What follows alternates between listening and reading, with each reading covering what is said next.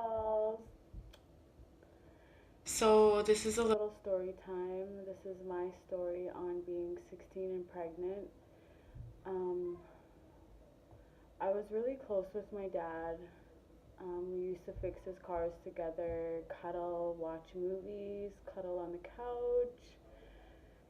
It was just, I was just the biggest daddy's girl. Biggest. Um, we are again today. So, me and my mom too, we are still very close. We always remain close. She's my mom first, but my best friend second. Um, so I had a dream in my culture when someone passes away and they you dream of them, that's them coming to visit you. So I had a dream of my sister, and in my dream I had a big belly, and she's like, I'm so excited. You're gonna have a baby. This is so awesome. And I woke up the next day and I didn't remember it till about after lunch. And I was like, oh my gosh, I think I'm pregnant. I need to go to the doctor. So I went to the doctor, and back then you had to wait for your test results. I know nowadays you can go and they'll do it right there in the lab and come back and tell you. Um, oh, excuse me. So I went in, waited a week, and then I went back in for my results, and I had to miss my afternoon class. And that day, my dad, I was doing the dishes. I always had a chore after school, and mine was dishes. So I was doing the dishes, and he goes, so how come you missed your afternoon classes today? And I was like, how do you know? And he's like, the school called. I was like, oh, I was like, Mom, you didn't excuse me? And she's like, oh, shoot, I'm sorry, I forgot. And he's like, where did you go? And I was like, oh, Mom just took me to the doctor. And he looked at her, for what? And she's like, oh, she just was having a checkup. And he's like, what? For what? And I'm like, oh, nothing. I just was doing a checkup for myself. And he's like, you're pregnant, aren't you? And I was like, yeah.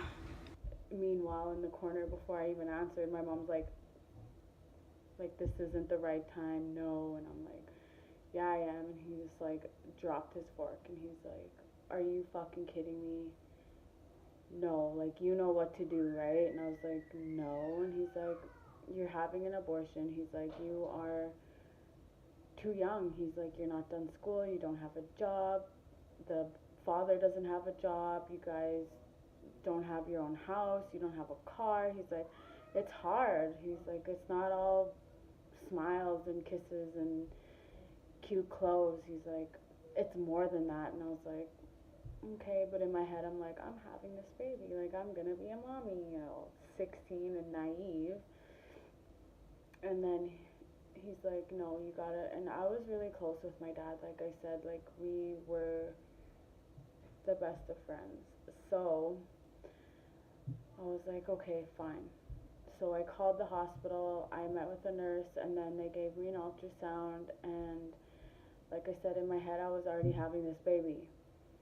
So he drives me to my appointment, and then I come out, and I'm all like, okay, I am too far along. It's too late. I can't have an abortion. And he's like, all the way home, like, you are moving out of the house. He's like, you are going to start doing things like an adult. He's like, you're gonna be a mom.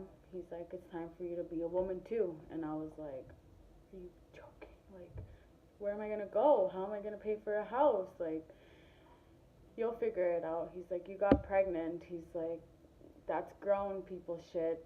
Like, you are gonna grow up now. And I was like, oh my gosh, so sad, torn apart. And my mom stood beside her husband, and I had to move out. I packed my stuff. Luckily, my older brother let me live with him, and me and my dad stopped talking. I was depressed. Everything was just, I was scared as time went on, and I started getting a bigger belly. I was lonesome. Um, my mom was working. She was in university at the time getting her degree. My baby's acting up. I have a 15-month-old now, don't mind her in the back. But, anyways, so we didn't talk, and my mom came over and she always catered to me. If I was craving something, she got it for me. I had my baby, and my dad did not meet her until she was 3 months old. It was a horrendous time. I just want to say to anybody who's 16 and pregnant that you're not alone. There's people out there that will talk to you and support you. If you don't believe in abortions, just know that things work out and you can do it. We are built and we are made for this, to have a baby, to get through anything. We're women. We can do this. Also, I want to say that it is scary, but once you're holding your baby, it just all goes away. It's like, it's hard, it's really hard, but it's worth it. It's so worth it. Like, I can't imagine my life without my daughter. She is now 8 years old. She's in grade 3. She's a straight A plus student. I have a 15-month-old now. Back to my dad part, they are so close. So close, like, very close. She even calls him Papa Daddy.